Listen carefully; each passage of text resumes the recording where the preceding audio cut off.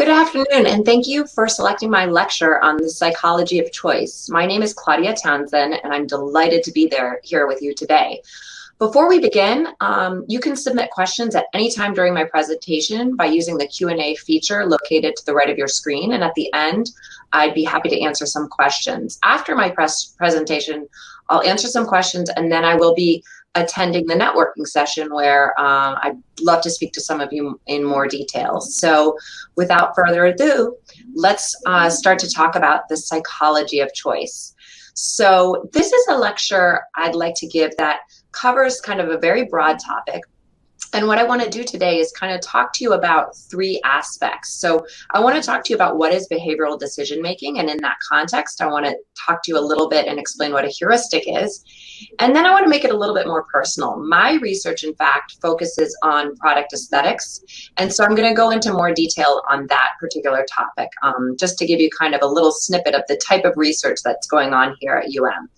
So I'm going to start by talking about behavioral decision making. What is that? You may or may not have heard of it, but I'll give you kind of a broad overview today. To begin with, I want to give you 4 findings. And this is kind of a little quiz. I promise you're not being graded and it should be fun, but I do want you guys to vote. So use the chat to vote. So in this quiz, I'm going to give you 4 research findings. 3 of them are real and 1 of them is not. So your job is going to be to identify which one is not real, okay? So if you've ever played 2 Truths and a Lie, this is the academic version. Okay, so the first finding I'm gonna give you is that on average, when it is sunnier, managers hire more employees. And this is controlling for seasonality. Sunnier weather leads to more hiring. Okay, that's my first finding. My second finding is that when someone is holding a cup with a warm beverage in it, they're more likely to judge other people as cold and aloof and less friendly. So holding that warm cup makes me feel like you're not so warm and friendly yourself. My third finding is after buying something extremely beautiful versus something more normal looking, people are more likely to take risks and engage in riskier behavior. And my fourth finding is that conservatives, not liberals, are actually more likely to engage in using a cell phone while driving after a law is enacted outlawing this behavior. So the rate of cell phone use while driving increases among conservatives, but not liberals after you enact the law. Okay, so take a moment, think about these 4 findings, and in the chat, please tell me which one you think is not true. I'll give you a moment to think about it. Everyone has to vote.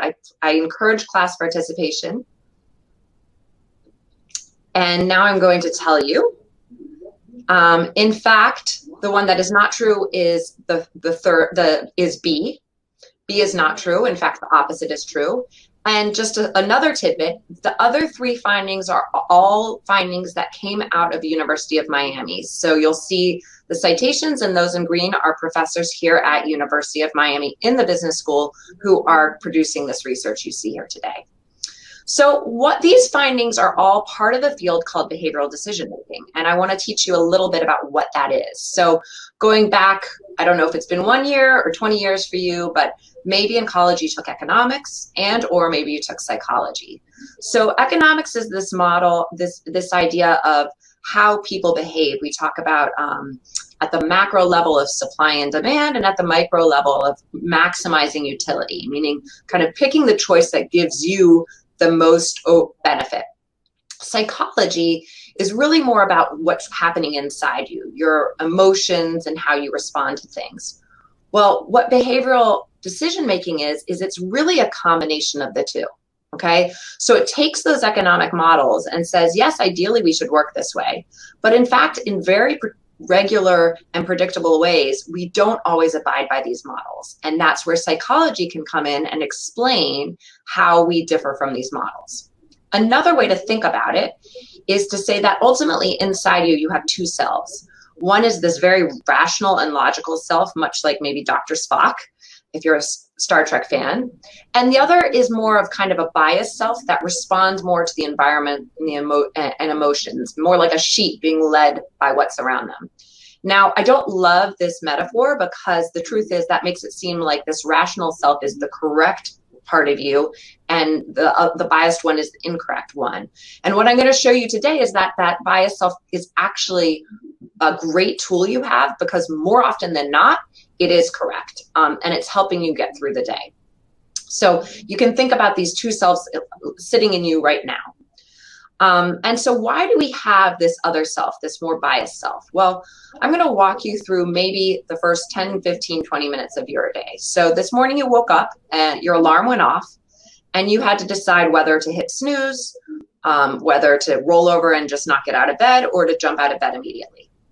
You then maybe had to make a decision of whether to take a shower or not, and then whether to brush your teeth or not, and then what to wear.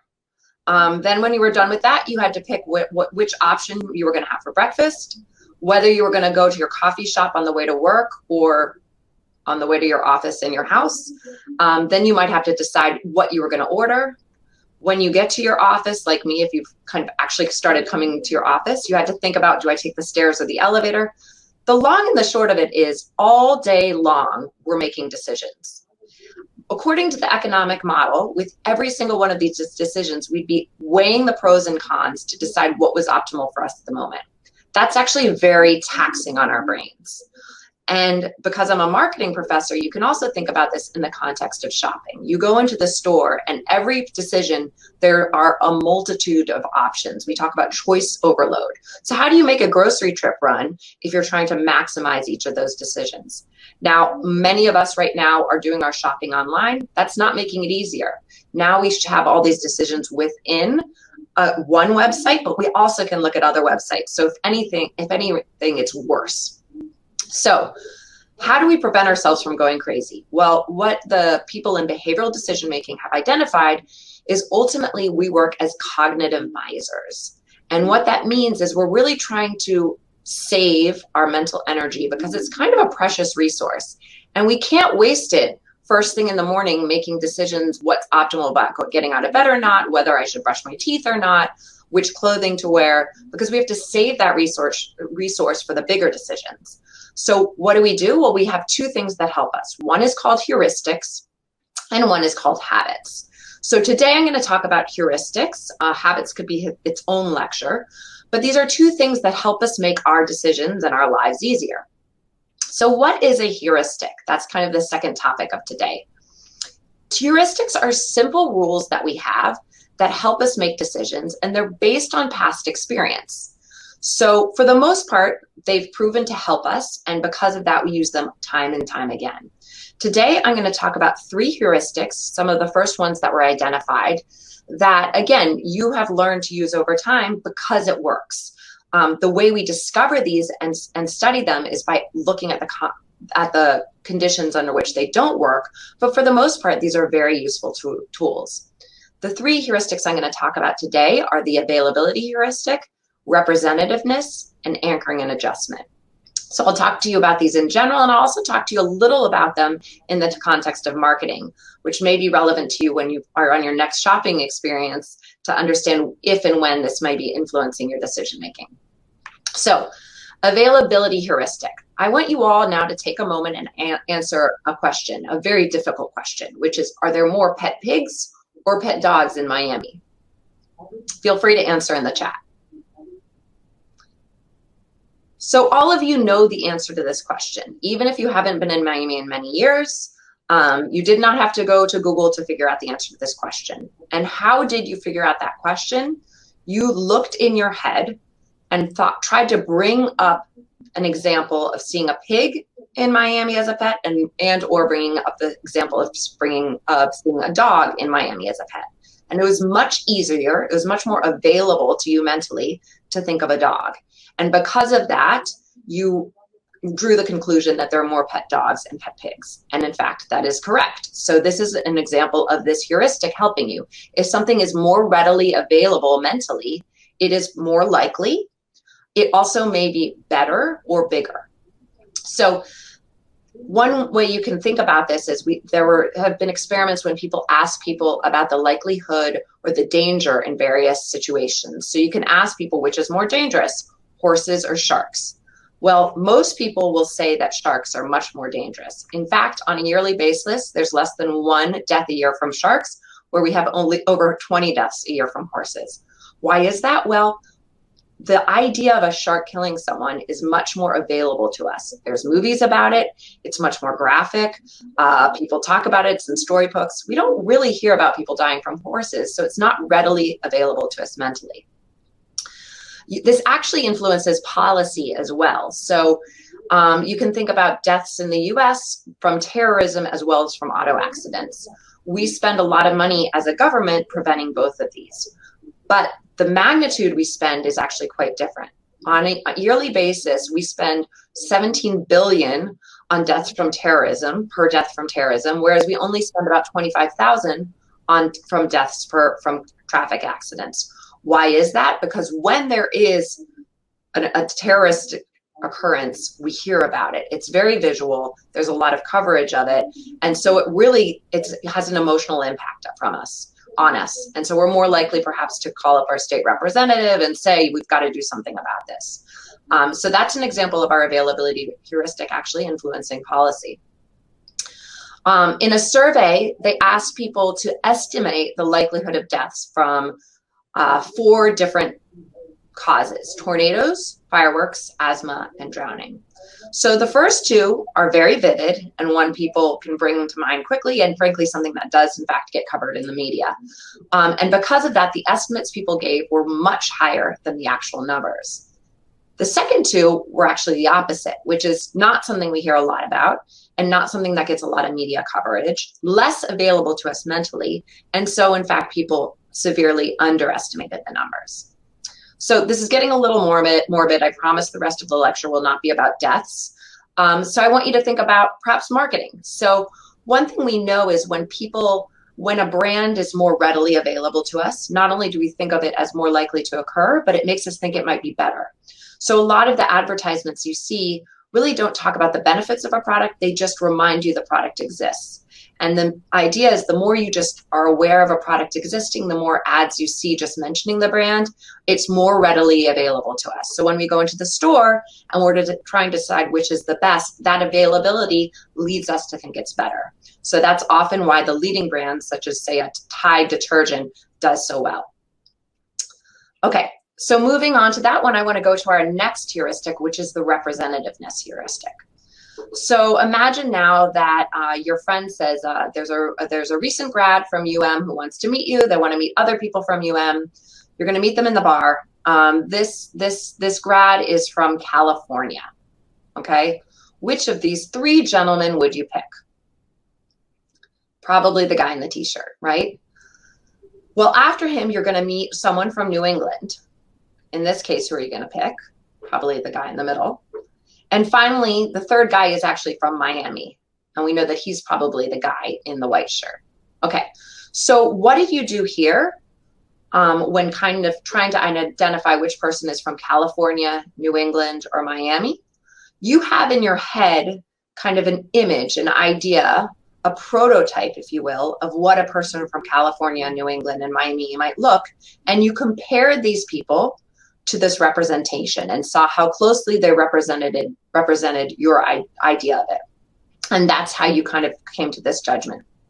So I might ask you, when someone told you you were going to go see a lecture from a professor, which of these 2 images might you imagine seeing? In fact, I did purposely pick the goofiest image of myself that I could find, but in fact, I am a professor despite the image you see in front of you, which is probably less representative of your prototype of a professor. Okay, so the way they've studied this is once again is trying to identify where the error occurs, and by identifying where the error occurs, you can really see how this effect occurs. So there's a classic problem called the Linda problem. You give people this description of Linda. You say, Linda is 31 years old, she's single, she's outspoken, very bright, she majored in philosophy, And as a student, she was deeply concerned with issues of discrimination and social justice. She also participated in anti-nuclear demonstrations. Okay, so then you ask the audience or your survey takers, which one of two statements is more likely? Is it more likely that Linda is a bank teller? Or is it more likely that Linda is a bank teller and active in the feminist movement? Now, 85% of survey respondents say the second is more likely. Why is that? Because we now have an idea of what Linda looks like, and that second description matches this representation more. Now, to just make it obvious to you why this is a clear error, if you think of all bank tellers in the world as the green circle, and then bank tellers who are feminists as the yellow circle, by definition, the yellow circle has to be smaller than the green circle. So it is, regardless of this definition, it is always going to be more likely that someone is a bank teller than a bank teller and active in the feminist movement. So this is clear logic that people have defied with their judgment because of the representative heuristic. So I'll give you another example from marketing. So would you prefer that your laptop came from Africa or Asia?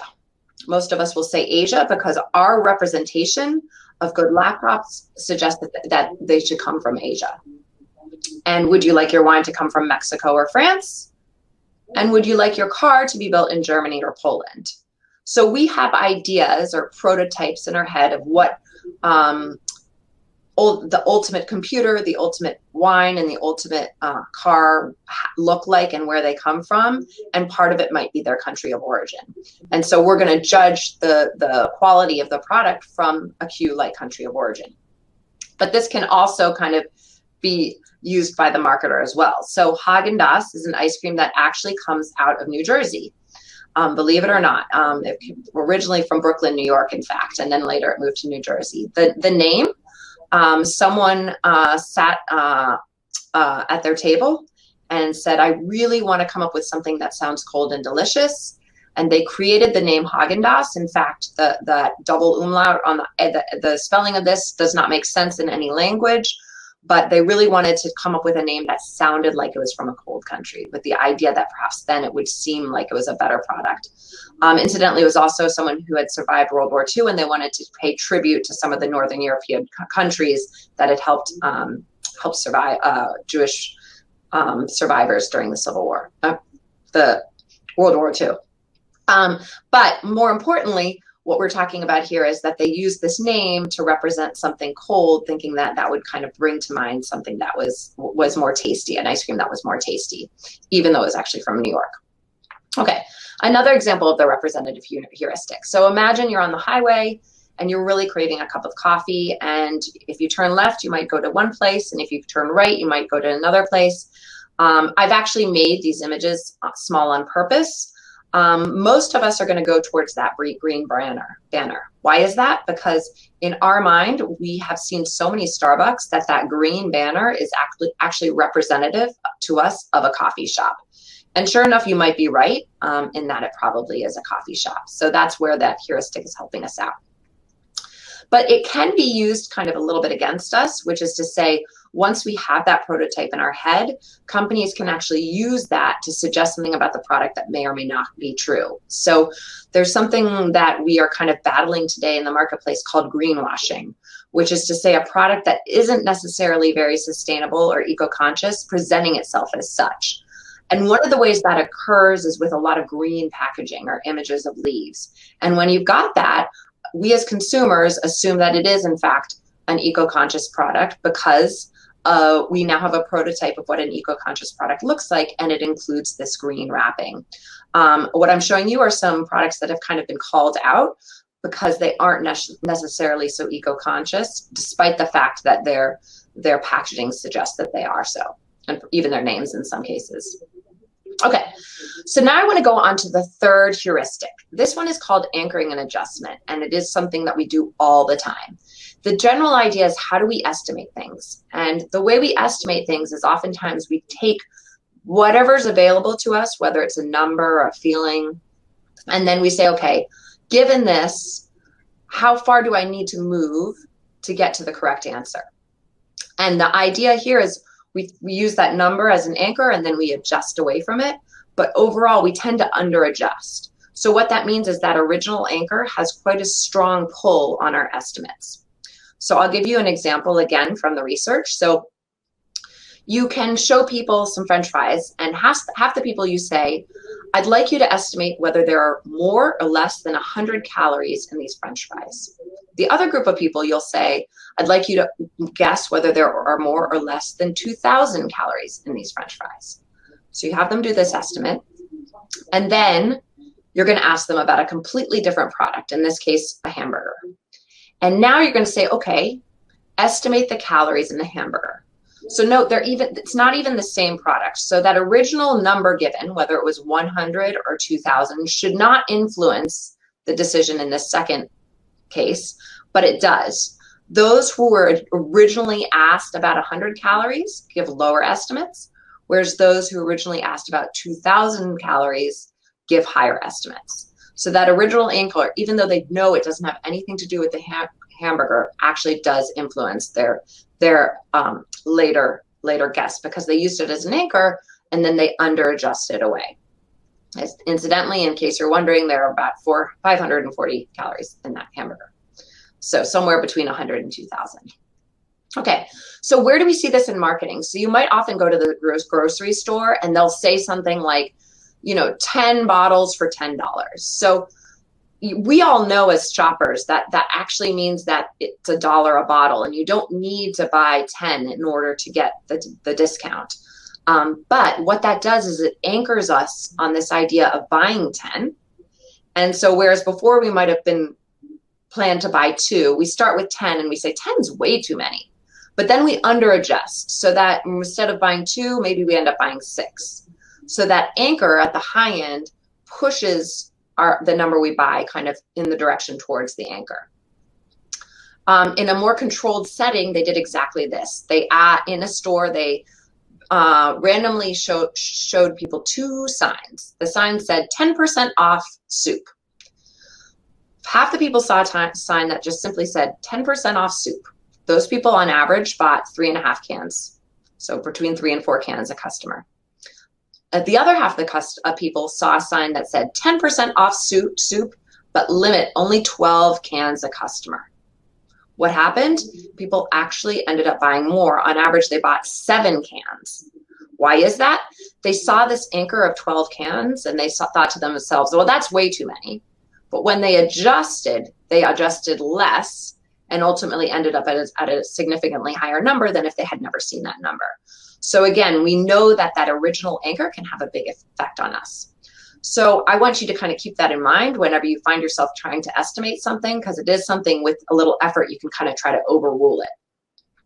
Another time we see anchors is oftentimes when there's a sale, we are purposely shown the original price. So the example I'm giving you, one example I'm giving you, you can say it says it's valued at $555. At this store, which is a discount store, it was originally $109, and now it's on sale for $79.99.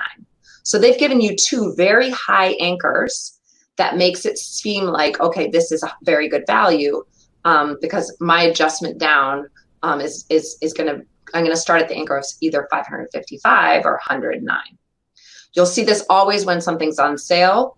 There's no real value to you in understanding in knowing the real price of a product, but you will always be shown the real price because they want you to anchor on that number, so you see this new sale price as a value.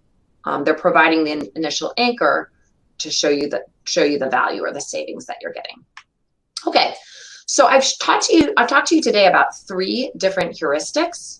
And again, how we learn about heuristics is to study them in the context where they are not correct. So something like the Linda problem, where everyone makes this error. Now, my purpose today was not to tell you that these are incorrect. In fact, we've learned them from experience and we continue to use them because they work. But I also think that learning about them and knowing them as consumers, as decision makers, as business people, help us to understand ourselves a little better, and maybe to understand kind of how we're making our decisions and adjust in situations where we may not want to be influenced. But as I told you earlier, trying to optimize to the utmost degree We are not Spock. And so we can't make each decision weighing every single pro and con. There's just not enough time in the day, and we don't have the mental resources to do so. So what do these heuristics do? Well, they reduce our search costs, whether when we're shopping or whether we're searching for a breakfast option in our cupboard. They reduce the amount of thought we put into the decisions we make every day. And that allows us, frees us up to really be able to think deeply on those decisions that really matter. They're based on experience, so overall these are accurate. These are not mistakes, but again, the way we understand them is by identifying the conditions where there are mistakes. Okay, so I've given you a very, very broad overview of a very large field. This is a field that is studied in business schools, in finance, there's behavioral finance, in marketing, in organization and behavioral studies, in all sorts of areas. It's also studied outside of business schools in psychology and economics, areas like that. So it's a very broad field, and I've given you just a taste of it. And now I wanted to kind of give you a deeper dive on a topic that's more relevant to me, which is looking at the power of aesthetics and the power of products and the way they look to influence our decision making. So this is where my research focus, and I hope I can kind of give you a little taste of what it is I study, and also, again, this may help you with your own decision making. So in front of you, I have 3 products that I think are great examples, or brands, I should say, of companies that are doing excellent work in their design. And to me, that makes them fantastic marketing companies. So Apple, from their first products, have always featured very clean designs. And I'll talk a little bit today about what I think that allows their company to do. And part of their success, I believe, strongly comes from the design of their product and how clean and simple they are. Target was one of the first of the non-luxury brands to say, okay, aesthetics really matter, and we can really make customers happy and drive choice by really focusing on providing beautiful products at any price point. They were some of the first to do collaborations with kind of featured designers, and that has really helped them. The third one is a little less intuitive, which is it's a router. So back in the day when we had routers, this was a product that you would put in your closet. You would put it behind your bureau or behind a cupboard. And yet, even products that we never see, we want the beautiful one. And it's gonna lead us to buy it, and it's actually gonna make us as customers happier. So I wanna go into some detail today about what aesthetics does. So we're all very aware of the power of aesthetics in some categories. So something like alcohol or perfume. In fact, these are categories where when you purchase the product, a large amount of this price you're paying is actually for the packaging. So when you buy an eau de perfume, the first ingredient tends to be either water or rubbing alcohol, and yet we will pay large amounts for that. And a lot of that goes into the beautiful packaging that we get. And the same can be said for spirits. But we can also see some other packaging categories where it's less obvious. So there might be areas where the first thing we do is throw out the packaging, and yet it has a huge impact on our purchase. So again, thinking about the Apple, if anyone has an Apple phone, an iPhone, I'm going to hazard a guess that you may at this point still have the outside packaging in your possession. And why is that? It's so beautiful, we just can't part with it. But even packaging like a bag of potato chips that we might throw out right away, or toilet paper that gets shoved under our sink, even the packaging there has a huge impact. And there's companies like Method that recognize this and have really done a great job of kind of identifying the power of aesthetics and working off of it. So just to give you a very straightforward example, when I teach my undergrads, I love to do this in class. I ask some of them, I say, okay, who here drinks bottled water? And many of them do. And then I ask them, what's your favorite? And there's always 1 or 2 students that says something like, oh, I only drink Evian. It's the only water that tastes good to me. Or, you know, Fiji is my favorite water, and everything else just tastes kind of yucky. Okay, well, then I do a blind taste test with them. And it probably will be no surprise to you, but most of the time we cannot taste the difference in these bottled waters, okay? So what are we ultimately paying for? A lot of what we're paying for here is the packaging. Now, you could say something like Voss, which comes in a glass bottle, may have actually a functional difference. If you're sustainably minded, you like the idea that you're not purchasing plastic, that it can be reused, or maybe there's something about the fact that something else, some other benefit you're getting from it. But for the most of the other products, ultimately, really the only difference here might be kind of the aesthetics of it. And yet you'll see there's a huge difference, a huge range in price. Okay, so what I want to talk about very briefly today is what aesthetics can do, not for you as a consumer, but for a brand and a marketer. It's nice for us to think about this. And then again, next time you go shopping, you might be kind of a little bit more aware of what affects how you may be responding to aesthetics and visual elements. So overall, once again, I'm going to kind of focus on three things. There's certainly more, but three things for today. One is that aesthetics can help a product stand out in a crowded marketplace. It can also help categorize the product, make it obvious to the customer what type of product it is, and offer some form of communication. So functional communication about what the product does, and symbolic communication, a little bit more about the psychology of the product. So I'm going to walk you through this today. So the first thing that aesthetics can do is help that product stand out in a crowded marketplace. So, excuse me one second. So the year is 1965.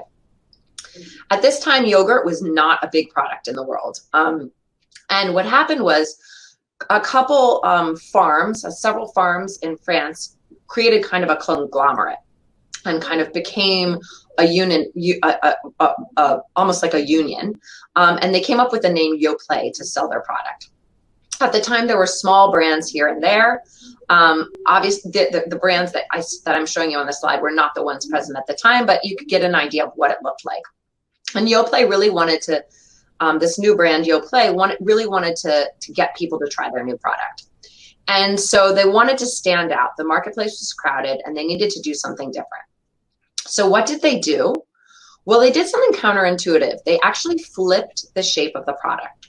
So, but whereas before cups were always smaller on the bottom and bigger on the top, which makes a lot of sense. It actually makes it much easier to reach the product at the bottom. They flipped it around.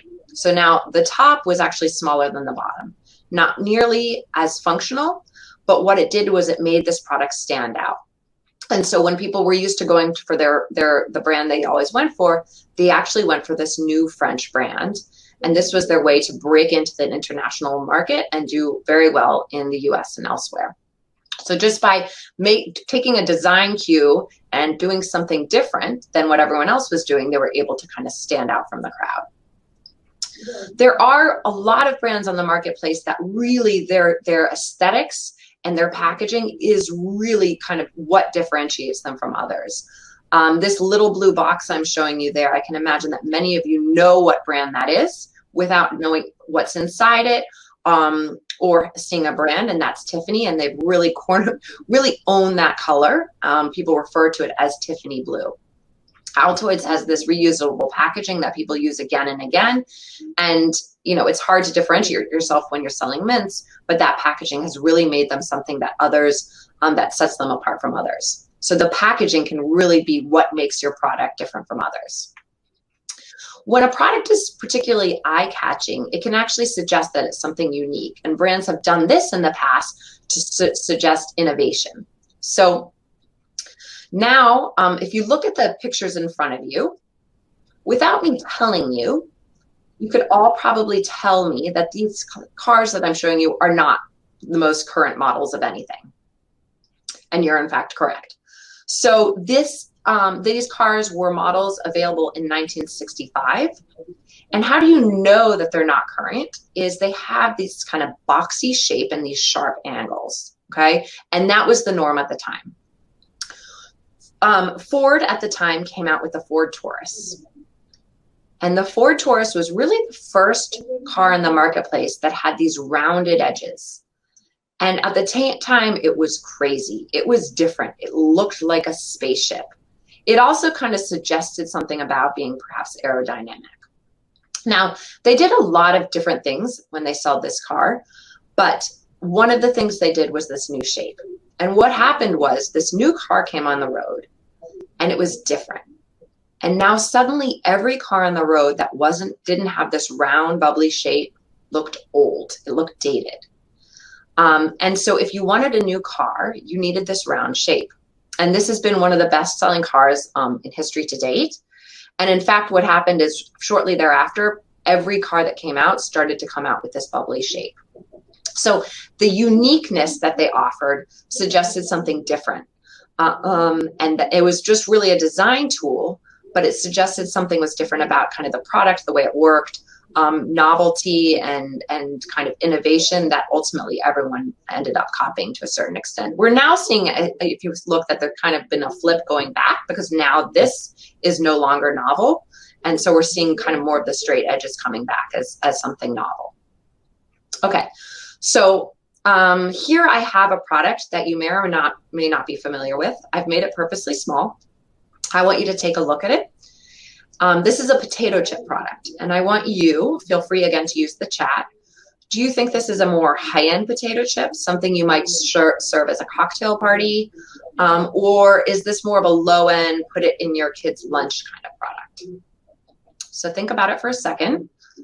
Feel free to write it in the chat. More high-end gourmet or more everyday picnic on the beach? Well, you probably had in your mind kind of images of what these more everyday chips look like and what these more high-end chips look like. And this one looks like, based on the packaging, these more high-end ones.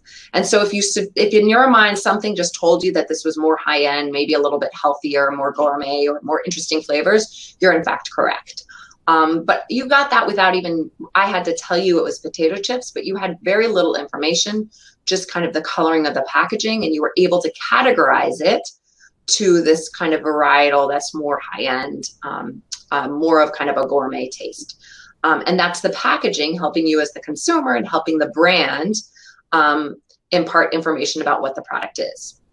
So this information we get about a product from aesthetics can be more functional, telling us how it works, or it can be more symbolic. Functional is really having to do with the pure reason we buy the product. So again, I said at the beginning of the lecture, I would talk a little bit about Apple. What I'm showing you here are first generations of two of their product categories. And one of the things we now take for granted is how simple these designs are.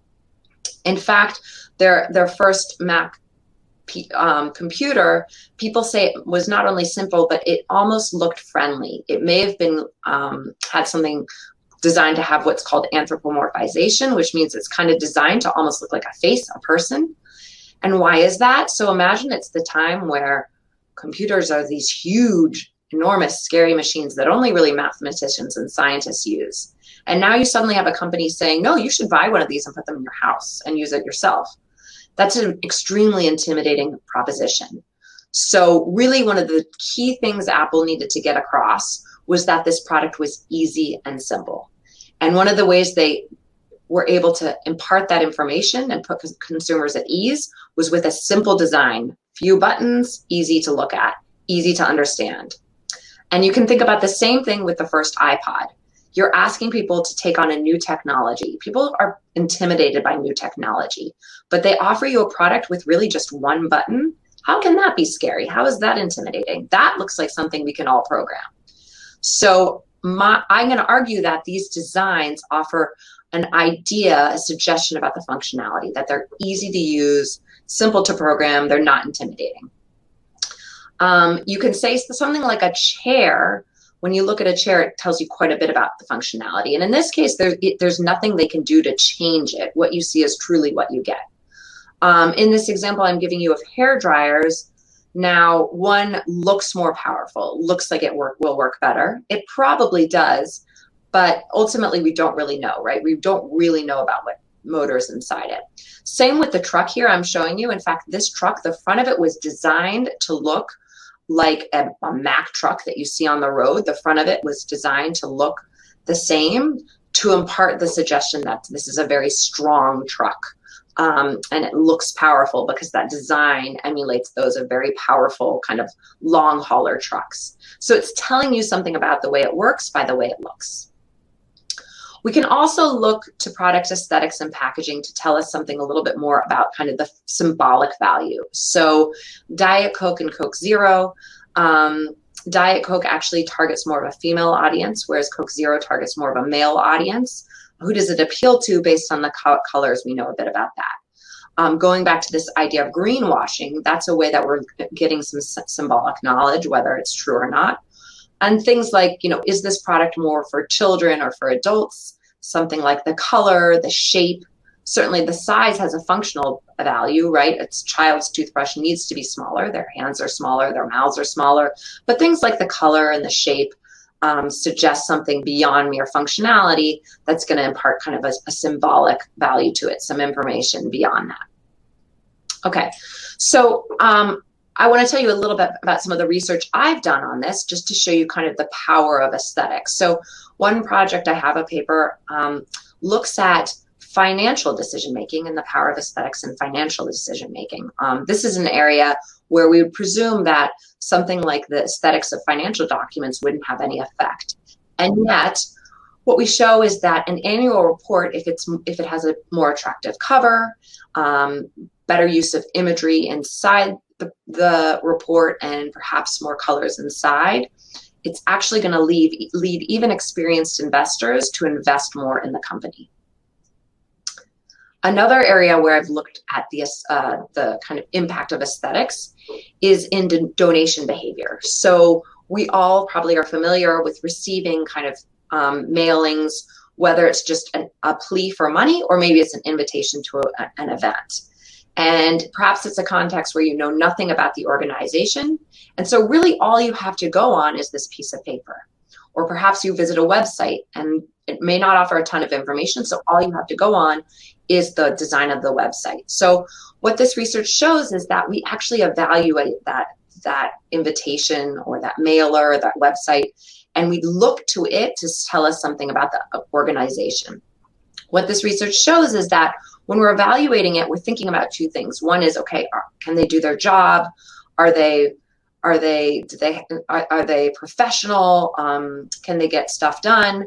But also, are they frugal? Are they using their money well? And that's particular to nonprofits. We don't want them wasting their money. If they're wasting their money, we don't feel like they are worthy of our donation. So what I found was in a field study, we sent out 4 versions of the same invitation. 2 of them, we used aesthetics that were much nicer, but clearly didn't cost any more money. And 2 of them, we used aesthetics that were much nicer and clearly cost more money. So a thicker paper, using gold instead of just a plain yellow, things like that. And while most of that time, it's the most beautiful version that gets the best response. When it comes to a nonprofit, in fact, the one that got the best response was the one that was beautiful but didn't look expensive. When it looked expensive, people really didn't want to donate to them. So ultimately, what I've talked to you about today are kind of the different roles, some of the roles that aesthetics have in the marketplace. So how they help brands to get your attention just so that you'll even look and consider them. How they allow you to categorize them. What kind of product is this? Is this a high-end product or not? Is this a healthy product or not? Is this an eco-conscious product or not? And then maybe even to tell you a bit more. Is this a complicated product? Is this product someone that's for someone like me? And all of these things are things that, going back to these decisions, think about the last time you were in the grocery store or even online. You're trying to make a series of purchases in as little time as possible. We're not going to spend the time to read every ingredient. We're not going to spend the time to look up the company and what sort of eco-conscious behavior they're doing. We're going to make quick decisions quickly and in this mode of cognitive miser, where we're frugal with our time and our mental energy. Okay. So today I've talked to you about 3 things. Very broadly, I introduced you to the field of behavioral decision-making, and then I told you a little bit about the world of heuristics and these rules that we're all using. And then I went more specifically to the role of aesthetics in our decision-making. I hope today you took away a little bit of knowledge that maybe helps you in your own decision-making, whether it's in the store, the marketplace, or just when you find yourself, evaluating anything. If you're interested in this topic, there's a great deal in the popular press today. But 4 books that I like to recommend: Daniel Kahneman, is a Nobel Prize winning economist and psychologist, one of the founders of the field of behavioral decision making, and his book Thinking Fast and Slow is fantastic. Nudge is written by Richard Thaler and Cass Sunstein, a behavioral economist and a lawyer, talking about how these ideas can be put into practice to help people. Predictably Irrational is by another behavioral economist, talks about our behavior. And if you're more interested more specifically in the aesthetics, a great book to look at is Virginia Postrell's The Substance of Style. So that concludes my lecture today. It looks like I have some time to answer some questions. And then after that, I will be going to the networking session. So if I don't have time to get to your question today, please join my session and then we can talk kind of in a more intimate setting. So now I'm going to turn to the questions. The first question is, what is a good way to ground yourself and make smart, thoughtful decisions and not fall for anchoring marketing manipulations? That's a really good question. So here's the 2 things I'll tell you. The first is, what's amazing about all of these effects is that even when people know about them, even when we educate people, even when it's the economists and the psychologists studying them, we still use them, okay? And as I've said a couple times, these are not errors. They've worked in the past, and that's why we've learned to use them. I think a couple things to realize is that we are constantly responding to our environment. We are not making decisions based purely on our own thinking, but what around us is affecting us. So I think just being aware that everything around you, from the temperature, it's cold, I want to get out of the store, so I'm going to make this decision quickly, to that bright color caught my eye, is influencing us. But I think what I also want to say is, when something catches our eye and we find ourselves drawn to it because of the beautiful packaging, I wouldn't say that that's a wrong decision. The literature, which I have not talked about today, is about how something like buying beautiful products can actually have a real boost to our self-esteem and something called our self-affirmation and make us feel better about ourselves. So I don't think it's an error oftentimes to fall for these marketing ploys. If you really want to kind of make these decisions in a vacuum, the best idea is to make a shopping list at home with as little outside influence as possible. So sit down with a piece of paper and a pencil where you have no marketing materials in front of you, no signs, and make a list of, I'm going to buy 3 cans of this soup and go into the store. But ultimately, a lot of these things are helpful. We're drawn to that new brand because variety does help us, or we do want to try something more sustainable. And so I wouldn't say that it's necessarily a bad thing that these things influence our behavior.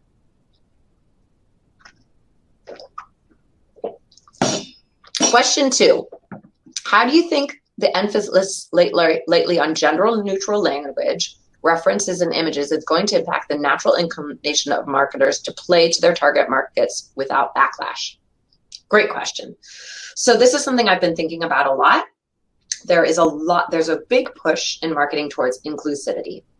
So whether it's featuring more than one gender in marketing materials or more than one race, ultimately, the lack of inclusivity we've seen until now has actually been an error on the part of marketers. So we talk about in marketing identifying a target market and going after it.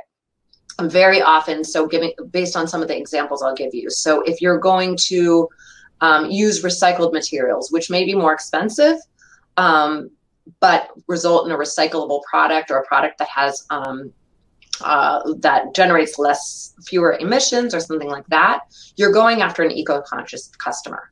So the error before has been assuming if I show packaging that has perhaps only white people on it, that I'm targeting all eco-conscious consumers. What we've now learned and are trying to rectify our errors on is that what was happening before was we were inadvertently targeting only white eco-conscious consumers. And so this idea of inclusivity very rarely is race part of the segmentation analysis? And very rarely, in fact, is gender part of the segmentation analysis. So by offering this inclusivity, it's not that you're kind of limiting who you're targeting, you're just not leaving out people who are always part of your target in the first place. And so what it's doing is just allowing more consumers to feel that this product is the correct product for them. So ultimately, it's an error that's being fixed, and it will help companies, and it will help marketers, and it'll help brands to understand that they have a larger target than they realized, or that was feeling comfortable with their brand. I hope that answers your question. If it doesn't, I'd love to talk to you more about this. I've thought about it quite a lot, and I'd be happy to talk about it more in the networking session. Okay, the third question is, what role does color have for a marketer? Is color a consumer influencer? By seeing a particular color, what is triggered in our brain? That's a great question. So our associations with color are not universal. So what I've talked to you today about availability, anchoring, and adjustment, these heuristics are actually universal, which is to say across cultures, across ages, we all really kind of use the same tools. They are learned, but they've learned based on past experience and past experience that works. Things like colors, we do have associations with those, but those are learned and they tend to be specific to a society and even an age in which we've grown up in. So I'll give you an example. Today I'm wearing a white shirt. In my Western culture, to me, white means freshness and cleanliness. In some Eastern cultures, it can mean death. So that significance and it is a learned one that can vary across culture. So in the US, you might want to use a lot of white in your marketing to suggest that the product is clean and fresh. In other cultures, that may not work and in fact might backfire. So yes, it does influence consumers because we do have these learned associations. And it's something you need to be aware of, kind of where the lines draw on the meanings known, because it can vary quite dramatically. Okay, I'm going to answer one more question, and then we'll jump off and we'll move on to the networking event. So the final question was, have you examined these decision-making influences in the context of evaluating other people? Great question. So what's very interesting, and again, I only had a little bit of time to talk to you about this, but a lot of what we know about how people evaluate products and brands comes from the literature on how people evaluate other people. So a lot of this, what I told you today, was actually originally applied in social psychology to how we evaluate people. So another example, the anchoring and adjustment heuristic. We know that people use this a lot when evaluating other people's emotions. And the anchor we use is actually our own emotions. So if I want to judge how you felt about a movie, we come out of the movie theater. I loved it. I was laughing the whole time. I looked next to you. I was looking at next to you the entire movie, and I saw that you weren't laughing as much as me. How am I going to guess how much you liked the movie? I'm going to take my evaluation. I evaluated it a 10, and I'm going to adjust. Well, I know that you liked it less, so I'm going to adjust downward. And what we know, like always, is I'm going to end up under adjusting. So whereas in a vacuum, if I hadn't seen the movie myself, if I just judged your facial expression, I would have said that person really didn't like the movie. They would judge it a 4. Because I'm adjusting from my own feelings, I'm always my anchor. I'm going to say they liked it a 7. Okay. So yes, this does, we do use this a ton when evaluating other people. And the default is that we use ourselves as an anchor. That's the most available reference point. So ultimately, kind of very broadly, what this leads to is we see people as more similar to ourselves than they really are, because we're always anchoring and under adjusting away from ourselves. Okay, well, I loved speaking to all of you about this. I really appreciate you selecting my session, and it was great to talk to you. I'm going to be turning now to the networking session. So at this point, I'll also share some more about my research and my background, and I'd love to hear some more from you all.